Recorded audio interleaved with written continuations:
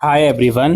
दोस्तों DU-SOL के under graduate courses के जो एडमिशन है वो 1 जून से स्टार्ट हुए थे और 1 जून से लगभग 11 जून तक जो ये रजिस्ट्रेशन थे इसमें सिर्फ और सिर्फ आप अपनी कुछ पर्सनल डिटेल्स ही दे सकते थे, जैसे अपना नाम, DOB, पेरेंट्स की डिटेल एक्सेट्रा। आपसे कहा गया था कि अब आगे का जो प्रोसेस है वो हम कुछ दिनों के बाद शुरू करेंगे। तो अब जो आगे का प्रोसेस है वो स्टार्ट हो गया है, जिसमें आपको अपनी DEB ID वगैरह देनी है और किस प्रोग्राम के लिए आप अप्लाई कर रहे हो वो देना है, आपकी जो एकेडमिक डिटेल्स हैं वो देना है, डॉक्यूमेंट्स वगैरह देना है। ये जो प्रोसेस है अब ये स्टार्ट हो गया है। अब हम बात करेंगे इन्हीं प्रोसेस के बारे में कि अब आगे आपको क्या करना है। उससे पहले मैं आपको ये बता दूं, अगर आपने अभी तक भी न्यू रजिस्ट्रेशन करके अपना ID नहीं बनाई है तो पहले आप उसके बना लीजिए। उस प्रोसेस का लिंक आपको डिस्क्रिप्शन बॉक्स में मिल जाएगा। हमारा ID बना हुआ है। हम यहाँ पे आएंगे मेन्यू के सेक्शन में, लॉगिन के सेक्शन में जाएंगे और यहाँ पे अपना जो भी ईमेल या मोबाइल नंबर वो और पासवर्ड की मदद से लॉगिन करेंगे।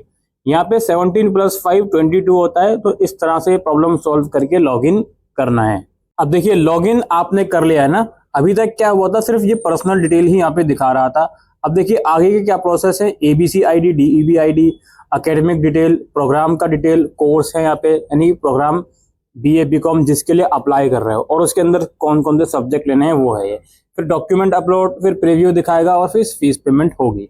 अब यहाँ पे नीचे हम स्क्रॉल करेंगे तो हमारी पर्सनल डिटेल नीचे दिखा देगा। तो नीचे स्क्रॉल करेंगे तो हम यहाँ पे एडिट का भी ऑप्शन आ गया है, वो पहले भी था, आप इस डिटेल को एडिट भी कर सकते हो। अदरवाइज नेक्स्ट पर हम क्लिक करेंगे। यहाँ पे क्लिक करने के बाद दोस्तों यहाँ से आपसे मांगी जा रही है आपकी ABC ID, ठीक है। और यहाँ पे नीचे कुछ गाइडलाइंस दी गई हैं स्टेप बाय स्टेप कि किस तरीके से ABC ID आपको बनानी है। यहाँ पर वीडियो भी अवेलेबल है, आप इसे देख सकते हैं। और फिर नीचे आपको बनानी है DEB ID, मतलब लिखनी है DEB ID और यहाँ पे 2 बार लिखनी है DEB ID। आपको डेट ऑफ बर्थ लिखना है यहाँ पे आपको। इसके अलावा ये लोग बोल रहे हैं if you don't have DEB ID तो फिर नीचे आपको गाइडलाइंस मेंशन है। यहाँ पर मैं आपको कुछ चीजें बताना चाहता हूँ। वैसे देखो ABC ID अगर आपने कभी स्कूल लेवल पर भी बनाई है तो वही ABC ID यहाँ पर चलेगी, अलग से बनाने की जरूरत नहीं है। नंबर 2, DEB ID जो होती है उसको बनाने से पहले ABC ID बनाना जरूरी है, उसके बिना DEB ID नहीं बनेगी। DEB ID बनाना 2 मिनट का काम है, लेकिन ABC ID में थोड़ा सा 5 से 7 मिनट 10 मिनट लगते हैं।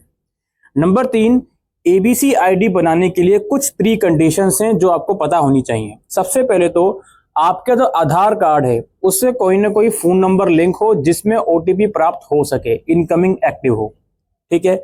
नंबर 2, जो आपका आधार कार्ड है उसमें आपकी डिटेल बिल्कुल सही हो, विशेष तौर पर आपकी डेट ऑफ बर्थ, जेंडर और आपका नाम।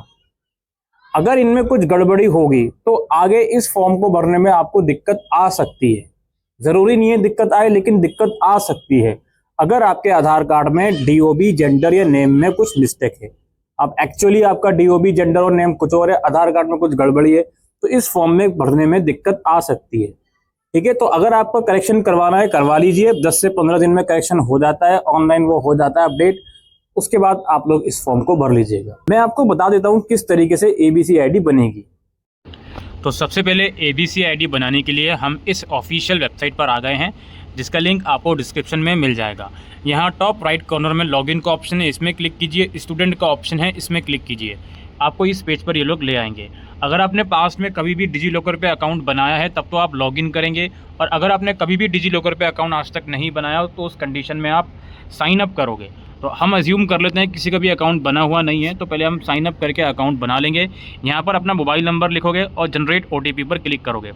जनरेट OTP पे क्लिक करने के बाद यहाँ पे आइडेंटिफिकेशन टाइप का ऑप्शन खुल जाएगा, जिसे आप सेलेक्ट करोगे। उसके बाद आप यहाँ पे अपना नाम, DOB, जेंडर, यूज़र नेम और पिन। यूज़र नेम और पिन आपको अपने खुद से क्रिएट करने हैं, तो आप अपने नाम, DOB या जो भी चीज़ें आपको याद रहती हैं उसको लिंक करके कोई भी यूज़र नेम और पिन बना लीजिएगा और कंसेंट पे क्लिक करके इसको वेरीफाई कीजिएगा। उसके बाद अगले स्टेप में आप लोगों को अपना आधार नंबर यहाँ डाल के कंटिन्यू करना है। फिर जो भी आपका फ़ोन नंबर लिंक होगा आधार से उसमें OTP जाएगा, OTP डाल के सबमिट कर देना है। तो आपका रजिस्ट्रेशन वाला स्टेप कंप्लीट हो गया। अगर आपने रजिस्ट्रेशन पहले करा होगा तो ये वाला स्टेप आगे नहीं बढ़ेगा, इसमें ऑलरेडी शो कर देगा फ़ोन नंबर डालते ही कि भाई ये अकाउंट ऑलरेडी एग्जिस्ट है। फिर आपको लॉगिन करके करना पड़ेगा, ठीक है ना। अब हमारा अकाउंट बन गया, मतलब रजिस्ट्रेशन हो गया। अब हम लॉगिन करेंगे। लॉगिन वाले पेज पे हम आ गए हैं। लॉगिन के लिए 3 ऑप्शन हमारे पास हैं, मोबाइल नंबर और पिन, या फिर हम इस पर क्लिक करेंगे पिनलेस ऑथेंटिकेशन भी हो जाएगा, या यूज़र नेम और पिन, या आधार और पिन। तो जो भी ऑप्शन आपको सूटेबल लगे उसमें क्लिक करके, हालांकि हम मोबाइल पे क्लिक करेंगे, मोबाइल नंबर और जो पिन हमने जनरेट करा है उसकी मदद से हम साइन इन करेंगे। अब यहाँ पे एक बात समझने वाली बात यह है, जिनका अकाउंट न्यू रजिस्ट्रेशन के बाद शो होता है कि ऑलरेडी एग्जिस्ट, अब उनको पिन वगैरह याद नहीं है, तो भाई पिन को फॉरगेट भी आप कर सकते हो, कोई मसला नहीं है। ठीक है, आप साइन इन करोगे, उसके बाद अगेन ओटीपी मांगेगा, ओटीपी मांग के आप अगेन साइन इन पर क्लिक करोगे। उसके बाद आप लोगों को इस वाले स्टेप पर ये ले जाएगा। यहाँ पूछा जा रहा है I am a student at, आप यूनिवर्सिटी ऑफ कॉलेज या जो भी चीज़ें हैं उसको सेलेक्ट कर लोगे। इग्नू है, डीयू है, जिसमें भी आप एडमिशन लेना चाह रहे हो। अगर इसमें नाम नहीं आता तो अदर का ऑप्शन होगा, उसमें आप सेलेक्ट कर लीजिएगा। एडमिशन ईयर हमारा 2025 है तो उसको ही सिलेक्ट कर लेंगे आप। आइडेंटिटी टाइप में आधार वगैरह जो भी है उसको सेलेक्ट करके उसकी वैल्यू लिख के आप प्रोसीड कर लेंगे। यहाँ आइडेंटिटी टाइप में रोल नंबर वगैरह भी पूछा जा सकता है, तो वो भी आप लिख सकते हो। अब इस वाले स्टेप में काफ़ी लोगों को ये भी कन्फ्यूजन हो सकता है कि सर अभी तो हम नया एडमिशन ले रहे हैं, तो हम आइडेंटिटी टाइप में रोल नंबर वगैरह कहाँ से लाएँ। तो बिल्कुल ये इशू आ सकता है। तो आप या तो अपना कंट्रोल नंबर जो भी आपका जनरेट हुआ है एडमिशन फॉर्म के टाइम पर, कंट्रोल नंबर तो आई थिंक सबका जनरेट हो जाता है, वो भी आप यहाँ पर लिख सकते हो, ऐसा कोई प्रॉब्लम वाली बात नहीं है। ठीक है, एडमिशन ईयर 2025 ही लिखोगे तो उसमें भी कोई दिक्कत वाली बात नहीं है, और इसको सबमिट करोगे। अच्छा, इस वाले स्टेप के अलावा अब यहाँ पे कुछ और स्टेप्स भी पूछे जा सकते हैं, जिसमें आप लोगों को पर्पस पूछा जाता है कि पर्पस क्या है आपका बनाने का। तो आप एजुकेशनल वगैरह सेलेक्ट करके उसको आगे प्रोसीड कर लीजिएगा। जैसे ही आप सबमिट करोगे तो एक पॉपअप शो होगा कि आपकी जो ABC ID है वो जनरेट हो गई है। आप गो टू डैशबोर्ड में जाओगे तो इस तरह का आपके पास सामने कार्ड आ जाएगा, इसे आप डाउनलोड करके रख लीजिएगा। ये हो गया हमारा ABC ID का काम, इसे प्लीज़ स्क्रीनशॉट लेकर रख लीजिएगा। स्टेप है दोस्तों DEB ID बनाने का। DEB ID बनाने के लिए आपको इस वाली वेबसाइट पर आना है। DEB ID बनाना बहुत ज़्यादा आसान है, तो घबराने की ज़रूरत नहीं है। इस वाले सेक्शन में आपको सबसे पहले अपनी ABC ID डालनी है और एंटर बटन पे क्लिक करना है। उसके बाद आपको यहाँ पे शो करेगा कि ये ABC ID किस स्टूडेंट के नाम पर है, उसका नाम वगैरह यहाँ पे शो कर देगा, जेंडर वगैरह। नीचे आपको अपना फ़ोन नंबर और ईमेल लिखना है और एक अंडरटेकिंग पे क्लिक करके इसको सबमिट करना है। जैसे ही आप क्लिक करोगे तो आपकी जो DEB ID है वो क्रिएट हो जाएगी, और ये DEB ID आप अपने एडमिशन फॉर्म वाले ऑप्शन में इस्तेमाल करोगे। तो अब आपके पास दोनों ही आईडीज हैं। अब आप दोनों आईडी यहाँ लिखोगे, ABC ID लिखोगे यहाँ पे, और नीचे अपनी DEB ID 2 बार लिखोगे और अपना DOB लिखकर आगे इसको सबमिट करोगे। देखिए, जैसे ही आप सबमिट पर क्लिक करोगे तो यहाँ पर पॉपअप शो होगा, आपको ये मैच करके दिखाएगा कि आपने फॉर्म के अंदर प्रीवियस स्टेप में क्या डिटेल्स दी हैं अपनी, और जो आपने अपनी ABC और DEB ID दी है उसके अकॉर्डिंग आपकी क्या डिटेल है। ABC ID अगेन आधार कार्ड का सारा मसला होता है, तो उसी से ये लोगों ने उठाया है। तो इनके हिसाब से देखो, मेरा नाम भी एकदम करेक्ट है, ओके है दोनों जगह में, और DOB भी ओके है, जेंडर भी ओके है। अगेन आपके यहाँ पे गड़बड़ी हुई तो दिक्कत हो सकती है फॉर्म को भरने में। और नीचे ये बात साफ साफ लिखी गई है जो मैंने आपको बताई है, यही बात नीचे लिखी गई है कि अगर कोई डिफरेंस है आपकी DEB ID की डिटेल्स और आपने जो फॉर्म में डिटेल्स दी हैं उसमें, तो दिक्कत हो सकती है, आपका फॉर्म एक्सेप्ट नहीं करा जाएगा। तो ये चीज प्लीज इसको सीरियसली ले फॉर्म भरने से पहले, प्लीज। ठीक है, अदरवाइज ये सब चीजें हो गई हमारी, हम इसको एडिट भी कर सकते हैं, अदरवाइज नेक्स्ट करेंगे। उसके बाद हमारी एकेडमिक डिटेल्स का ऑप्शन यहाँ खुलेगा दोस्तों। यहाँ पे 12th क्लास का बोर्ड नेम सेलेक्ट करना है हमें अपना। अगर लिस्ट में नाम नहीं होता तो अदर का ऑप्शन जरूर होना चाहिए इसमें। फिलहाल मुझे नजर नहीं आ रहा अदर का ऑप्शन, खैर ड्रॉप डाउन लिस्ट में नाम जरूर होगा। फिर रिजल्ट का स्टेटस ऑब्वियसली पास ही आएगा। क्लास 12 का रोल नंबर लिखोगे आप, और किस ईयर में पास करिए वो लिखोगे आप। ठीक है, ये सब चीजें लिखकर नीचे इसको आपको सबमिट करना है। डिटेल करके नेक्स्ट लिखोगे तो यहाँ पर पूछा जाएगा subject taken in board examination. पहले आपको सब्जेक्ट अपना सेलेक्ट करना है। ठीक है, मतलब जितने भी सब्जेक्ट है सारे लिखने हैं इसमें। पहले एक सब्जेक्ट सेलेक्ट करेंगे हम, जो भी है, फॉर एग्जांपल अकाउंटेंसी है, यहाँ लिखेंगे maximum marks of the subject और मार्क्स ऑब्टेन। ठीक है, फिर दूसरा सब्जेक्ट सेलेक्ट करेंगे, अगेन उसके मार्क्स मैक्सिमम और मार्क्स ऑब्टेन।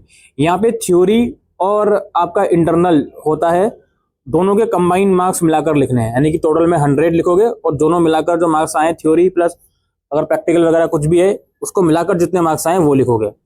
ठीक है, जितने भी आपके सब्जेक्ट हैं सबको सेलेक्ट करके आप मार्क्स वगैरह यहाँ पर लिख देंगे। फिर आपका जो स्कूल है 12th क्लास का, उसका नाम और एड्रेस लिख देंगे। यहाँ पे स्कूल की लोकेशन क्या है जी, दिल्ली या अदर, वो लिख देंगे।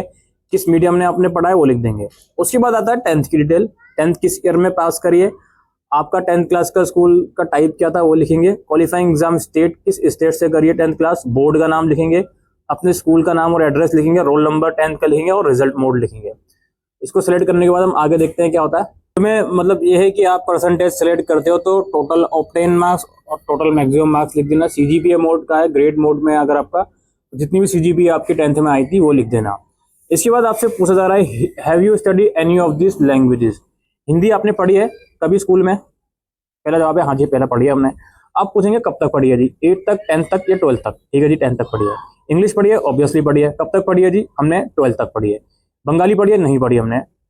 असमी भी नहीं पढ़ी हमने, तमिल भी नहीं पढ़ी हमने, तेलुगु भी नहीं पढ़ी हमने, पंजाबी भी नहीं पढ़ी हमने और संस्कृत भी नहीं पढ़ी हमने। उर्दू पढ़ी है हमने। उर्दू हमने कब तक पढ़ी थी? 12th तक पढ़ी है हमने उर्दू। ठीक है। मैथमेटिक्स पढ़ी है? हाँ जी मैथमेटिक्स पढ़ी है। कब तक पढ़ी है मैथमेटिक्स? हमने पढ़ी है 12th तक पढ़ी है। ये हो गया काम। इसको नेक्स्ट करते हैं आप, इसको एडिट कर सकते हो, अदरवाइज नेक्स्ट करते हैं हम। फिर अगला स्टेप है प्रोग्राम सिलेक्शन। अब यह क्या है, only those student will be awarded minor degree with major who successfully complete the 4th year of the program as per NEP. भाई इसको अगर समझाने बैठ गया तो वीडियो बहुत लंबी हो जाएगी। इसमें कहने का मतलब ये है अगर आप अपनी डिग्री को और एडवांस बनाना चाहते हो तो 4th ईयर में आपको आना पड़ेगा। बेसिकली यही कहना चाह रहे हैं। ठीक है, तो इसको डिटेल में यार अभी समझाएंगे हम, हालांकि और प्रीवियस वीडियोस हमारी बनी हुई हैं। खैर अभी इसमें क्या करना है, अभी ये बता रहा है आप किन किन प्रोग्राम के लिए एलिजिबल हो। बीकॉम के लिए भी मैं एलिजिबल हूँ, बीकॉम ऑनर्स के लिए भी। ठीक है, चलिए सेलेक्ट करना है अपना प्रोग्राम। अब देखो यार बीकॉम है, BCom honours with BBA FIA minor, BCom honours with economics minor, BCom honours with English minor. तो ये आपको डिसाइड करना है भाई कौन सा प्रोग्राम में आपको एडमिशन चाहिए। आगे अकॉर्डिंगली उसके सब्जेक्ट वगैरह शो होंगे। अब यहाँ पे आपको बहुत केयरफुली वाला स्टेप लेना है। मैं कुछ चीज़ें हैं जो समझाना चाहता हूँ आप लोगों को। देखो नॉर्मली बीकॉम की डिग्री चाहिए तो बीकॉम ले लो। अब बीकॉम ऑनर्स है, ऑब्वियसली कॉमर्स के सब्जेक्ट आपका मेन कंसर्न रहेगा। उसके साथ साथ कुछ बिजनेस के सब्जेक्ट भी आप पढ़ सकते हो तो ये ले लो। और अगर साथ साथ इकोनॉमिक्स का सब्जेक्ट लेना चाहते हो माइनर में तो ये ले लो। अगर साथ साथ इंग्लिश का लेना चाहते हो तो ये ले लो, और मैथमेटिक्स लेना चाहते हो माइनर में तो ये ले लो। इसके अलावा बीए इंग्लिश ऑनर्स है यहाँ पे, पॉलिटिकल साइंस माइनर में लेना चाहते हो तो ये ले लो। लेना है उसके हिसाब से आपको अपना कोर्स सेलेक्ट करना होगा प्लीज। मैं यहाँ पे हाईली ये भी रिकमेंड करता हूँ फॉर्म भरने में जल्दबाजी ना करें, प्रोस्पेक्टस आने दें, उसमें सारा स्ट्रक्चर होता है। क्योंकि ये चीजें जो देख पा रहा हूँ मैं, BA honours political science with history minor, ये जनरली होता नहीं है। ये नई चीज मैं देख रहा हूँ इस बार, तो इसलिए ये भी रिकमेंडेड है कि प्रोस्पेक्टस एक बार आ जाए उसके बाद इन्हें सेलेक्ट करो आप लोग। ठीक है, अंधाधुंध कुछ भी सेलेक्ट ना करो। मुझे तो फॉर्म भर के दिखाना है तो मैं तो आपको फॉर्म भर के दिखाने वाला हूँ अभी। यहाँ पे बीए प्रोग्राम, अब बीए प्रोग्राम में देखिए क्या होता है, जैसे यहाँ पर मेंशन है BA program economics major with political science minor. BA program economics major का ये है कि आप ज्यादातर सब्जेक्ट इकोनॉमिक्स से पढ़ोगे और कुछ कुछ सब्जेक्ट आप पॉलिटिकल साइंस के पढ़ोगे। जहां पर माइनर की बात आ गई किसी सब्जेक्ट में तो उसके कम सब्जेक्ट पढ़ोगे, और जहां मेजर की बात आ गई तो उसके ज्यादा सब्जेक्ट पढ़ोगे। इतना आप लोग समझ लो। तो मैं आप लोगों को एग्जाम्पल के तौर पर ये वाला मैंने प्रोग्राम सेलेक्ट कर लिया। अब मुझे किस मीडियम में करना है जी? इंग्लिश में करना है, और रीजनल कोड फॉर एडमिशन। अब यहाँ पे देखो DU-SOL के अलग अलग कैंपस है, नॉर्थ में है, साउथ में है, वेस्ट में है, ईस्ट में है। आप कहाँ रहते हो वो उसके अकॉर्डिंगली ये रीजनल सेंटर सेलेक्ट कर लो। और नेक्स्ट करता हूँ। इसके बाद अगले स्टेप में मुझसे कोर्सेज सिलेक्ट करे जाएंगे। पहले तो ये दिखाएगा प्रीव्यू। ठीक है, इसको हम नेक्स्ट करते हैं। सब्जेक्ट्स वगैरह आ गए। देखिए आप किसी भी प्रोग्राम के स्टूडेंट हो, आपको मैं पहले एक चीज बताना चाहता हूँ। कुछ सब्जेक्ट हैं जो सभी प्रोग्राम में कॉमन होते हैं, कुछ कैटेगरीज ऑफ सब्जेक्ट, जैसे AEC में मेरे पास ऑप्शन आ रहा है आसामी, बंगाली, हिंदी भी, तमिल भी, उर्दू ए वगैरह का मेरे पास ऑप्शन आ रहा है। ठीक है, और यहाँ पे सेक की कैटेगरी, हाँ देखिए सेक का ऑप्शन सभी के पास आएगा। ये आप लोगों को इन लोगों ने फाइनेंस फॉर एवरीवन का सब्जेक्ट दिया है। वैक में रीडिंग इंडियन फिक्शन, तो कुछ खास चॉइस ये लोग दे नहीं रहे हैं। नेक्स्ट सेमेस्टर में देखते हैं। अच्छा, यहाँ पे इस स्टेप में सब्जेक्ट सिलेक्शन में आप लोगों को फर्स्ट और सेकंड दोनों सेमेस्टर के सब्जेक्ट एक साथ सिलेक्ट करने को कहा जाता है। तो अगर आपके पास इस ड्रॉप डाउन लिस्ट में सिलेक्शन का ऑप्शन है तो बहुत अच्छी बात है। फिलहाल मेरे पास है नहीं, मुझे ये लोग सब्जेक्ट सेलेक्ट करवा रहे हैं। अच्छा, ये सेमेस्टर 3 के भी सब्जेक्ट सेलेक्ट करवा रहे हैं मुझसे, कोई बात नहीं जी, सेमेस्टर 3 के भी देख लेते हैं क्या चक्कर है। GE सेलेक्ट करवाएंगे, फिर AEC सेलेक्ट करवाएंगे सेमेस्टर 3 में। सेक ऑलरेडी सिलेक्टेड है मेरा, वैक भी सिलेक्टेड है। उसके बाद ये लोग सेमेस्टर 4 की भी सिलेक्ट करवा रहे हैं भाई, तो सारे ही सब्जेक्ट सिलेक्ट करवा रहे हैं। आई डोंट नो ये क्या हो रहा है, बट सेमेस्टर 5 के भी, सेमेस्टर 6 के, तो ये 6 के 6 सेमेस्टर के कोर्सेज सब्जेक्ट सेलेक्ट करवाए जा रहा है। तो ये तो काफ़ी बड़ी अजीब सी चीज़ यहाँ पर हो रही है, बट कोई बात नहीं, इस वाले स्टेप को हम कर लेते हैं। अब मेरे पास देखिए BA program major political science में है, तो पहला मेरे पास मेजर इकोनॉमिक्स दिखाएगा, DSC major economics basic mathematics for economic. अच्छा इकोनॉमिक्स मेजर में है ना, हाँ ठीक है कोई बात नहीं, इकोनॉमिक्स का मेजर दिखाएगा, दूसरा माइनर का इकोनॉमिक्स दिखाएगा और एक माइनर मेरे पास पॉलिटिकल साइंस दिखाएगा, ये तो कोई दोहराई नहीं है। और एक जनरिक में चूज करना है। जनरिक का मतलब दोस्तों होता है जिस सब्जेक्ट में आप एडमिशन ले रहे हो उसके अलावा दूसरे पूल का सब्जेक्ट लेना।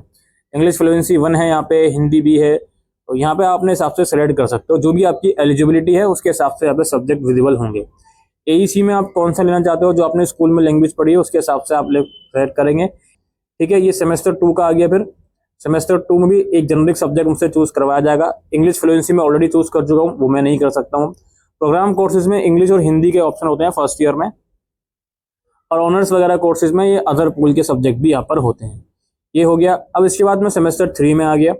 सेमेस्टर 3 में मेरे पास जनरिक में इंग्लिश फ्लुएंसी 2 रहेगा ऑटोमेटिकली, क्योंकि वो फ्लुएंसी 1 और 2 फर्स्ट और सेकंड ईयर में पढ़ते हैं। हिंदी सिलेक्टेड हो गया अगेन, क्योंकि एईसी में भी जो लैंग्वेज आप फर्स्ट ईयर में पढ़ रहे हो वही सेकंड ईयर में पढ़ते हो।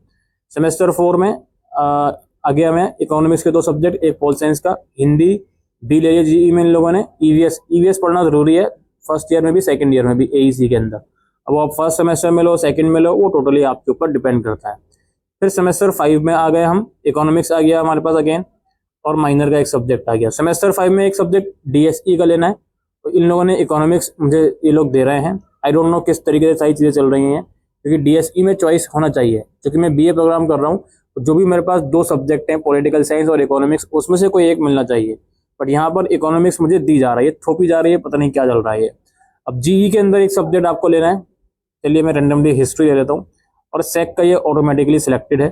फिर सेमेस्टर 6 आ गया हमारे पास, इसमें भी 3 तो आपके मेन सब्जेक्ट हो गए, रिसर्च मेथड दे दिया गया इन लोगों ने, और बाकी के 2 सब्जेक्ट हो गए। थर्ड ईयर में सेमेस्टर 5 और 6 में 6 सब्जेक्ट होंगे, और सेमेस्टर 1 से लेके 4 तक हर सेमेस्टर में 7 सब्जेक्ट होंगे। चलिए इसको नेक्स्ट कर लेते हैं भाई, ये दिखाएगा प्रीव्यू क्या क्या आपने सेलेक्ट करा है, कोई बात नहीं नेक्स्ट कर लेते हैं। उसके बाद अपलोड के लिए ये लोग बोल रहे हैं, और यहाँ आप लोगों को पासपोर्ट साइज फोटोग्राफ अपलोड करना है, 10 से 200 KB तक का। सिग्नेचर अपलोड करनी है अपनी, 10th क्लास की मार्कशीट या सर्टिफिकेट, मार्कशीट ही सर्टिफिकेट होता है, घबराने की जरूरत नहीं है। 12th क्लास की मार्कशीट और सर्टिफिकेट। अब 12th क्लास का आपके स्कूल ने प्रोविजनल सर्टिफिकेट आपको दिया है, तो मार्कशीट और प्रोविजनल की सिंगल PDF बना लेना। हर स्कूल में मिलता है, लेकिन कुछ स्कूलों में नहीं भी मिलता, तो नहीं मिला तो सिर्फ मार्कशीट लगा देना, कोई बात नहीं। उसके बाद एड्रेस प्रूफ में आप अपना आधार कार्ड लगा सकते हो, जो आपने एड्रेस दिया है फॉर्म में उसका प्रूफ लगता है। आधार कार्ड लगा सकते हो, पासपोर्ट भी लगा सकते हो, वोटर ID, ड्राइविंग लाइसेंस या रेंटल एग्रीमेंट भी लगा सकते हो, कोई दिक्कत नहीं है। उसके बाद कैंडिडेट ID प्रूफ, अगेन इसमें भी आधार कार्ड लगा दीजिएगा, कोई दिक्कत नहीं है। BBL आप यस सेलेक्ट करके आओ, और वहाँ पे आपने डॉक्यूमेंट भी सेलेक्ट करा होगा। ये BBL आपने पहले वाले स्टेप में करा था, तो इनिशियल फॉर्म निकले थे, तो वहाँ पे डॉक्यूमेंट भी सिलेक्ट करा होगा, कौन सा डॉक्यूमेंट आपको देना है। तो और जनरली जब आप अपना इनकम सेलेक्ट करते हो, तो उसके अकॉर्डिंगली BPL का यस या नो का ऑप्शन वहाँ पे आ जाता है, वो आप यहाँ पे लगाना पड़ेगा आप लोगों को। उसके बाद अदर में आई थिंक कुछ लगाने की जरूरत नहीं है, और आप इसको नेक्स्ट करोगे तो आपको ये दिखाएगा हर एक डिटेल आपने क्या क्या भरा है, और हर एक डिटेल के आगे आप लोगों को एडिट का भी ऑप्शन अभी भी मिलने वाला है। अब आपको क्या करना है, सबसे नीचे स्क्रॉल करना है, यहाँ पर एक सेल्फ डिक्लेरेशन है कि जितनी भी डिटेल्स मैंने ऊपर प्रोवाइड करी हैं वो अपनी एलिजिबिलिटी के हिसाब से प्रोवाइड करी हैं, और मैं ये कंफर्म करता हूँ कि वो सारी डिटेल्स एकदम ठीक हैं। इस पर मैं क्लिक करूँगा और एक ऑप्शन आएगा प्रोसीड फॉर पेमेंट का। प्लीज़ इस वाले स्टेप से पहले सारी डिटेल्स चेक कर लो, बार बार चेक कर लो, 2 बार 3 बार 4 बार प्लीज़। अगर ठीक है तो एग्री पे क्लिक करो और प्रोसीड करो पेमेंट के लिए। फिर दोबारा ऑप्शन होगा भाई क्या आप श्योर हो, हाँ जी हम श्योर हैं, तो हम ओके पे क्लिक करेंगे।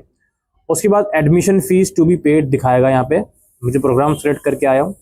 अब यहाँ वाला स्टेप आपको समझना है बहुत केयरफुली, ये लोग क्या बोल रहे हैं। Verification is pending from institute, you will be inform once your application is verified. पहले तो ये समझ लो कि भाई पेमेंट का लिंक ऑन द स्पॉट नहीं आएगा, आपने जो डिटेल्स फॉर्म के अंदर दी हैं अभी तक वो वेरीफाई करी जाएंगी कैंपस द्वारा कि हाँ जी ये डिटेल्स इसने दी हैं इस प्रोग्राम के, इसलिए फॉर्म भरा है, ये डॉक्यूमेंट अपलोड करें। अगर डिटेल्स एकदम आपके सही हैं तो पेमेंट का ऑप्शन आपके पास आ जाएगा, और अगर डिटेल्स अगर कुछ गलत होती हैं तो आपको इसी पोर्टल में एडिट का ऑप्शन दिया जाएगा, या आपको कॉल करा जा सकता है, कुछ भी हो सकता है जी। ठीक है, 2 तरीके हो सकते हैं। अगर सही है सारी डिटेल्स तो यहाँ पेमेंट का लिंक आ जाएगा, पेमेंट कर देना। और अगर डिटेल्स आपकी गलत हुई तो वो रेक्टिफाई का मौका देंगे, तो उसको रेक्टिफाई कर देना। बीए प्रोग्राम की फीस 10,120 हो गई है जी। ठीक है जी, वेल एंड गुड है। एक समय पर 4,000 से भी कम फीस हुआ करती थी।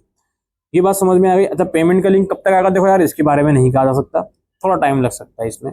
हो सकता है इनिशियली 2 हफ्तों तक पेमेंट का लिंक अभी आए ना, तो वेट कर लेना, और कुछ नहीं कर सकते। इसको पोर्टल को रोजाना चेक करते रहना। नीचे बोल रहे हैं, if the amount is deducted from your account but you receive a message stating that the payment has failed, please wait for 24 hours for confirmation. Do not make double payment if the amount is debited. जब भी आपके पास payment का link आएगा, आपने payment कर दी और bank से पैसे कट गए और पोर्टल में आपके पास मैसेज आता है कि पेमेंट फेल हो गई है, तो आप इमीडिएटली नेक्स्ट अटेम्प्ट ना करें। आप लोग 24 घंटे का वेट करें।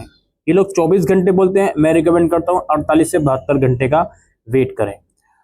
While making a payment do not refresh. जब भी पेमेंट के स्टेप में जाते हो तो उस पेज को रिफ्रेश मत करो, बैक मत करो, ये तो लॉजिक वाली बात है। If you are making a payment using UPI, do not close the page while switching to the UPI app. After completing the payment through UPI, please wait for the response. कहने का मतलब ये है, जिस भी मोड से आप payment कर रहे हो, पहले उस मोड पर जब आप जा रहे हो उस पेज पर, उसके सारे प्रोसेस कंप्लीट कर ले देना, अपना वो पेज रिफ्रेश होगा। आप अपनी तरफ से बार बार पेज को रिफ्रेश मत कीजिएगा। ठीक है, ये बेसिक चीजें इसमें लिखी गई हैं। बाकी जब पेमेंट का लिंक आएगा, आप लोग इसमें से पेमेंट कर दीजिएगा। ऑलराइट, तो यही दोस्तों डिटेल प्रोसेस है DUSOL के अंडर ग्रेजुएट कोर्सेज के एडमिशन फॉर्म का।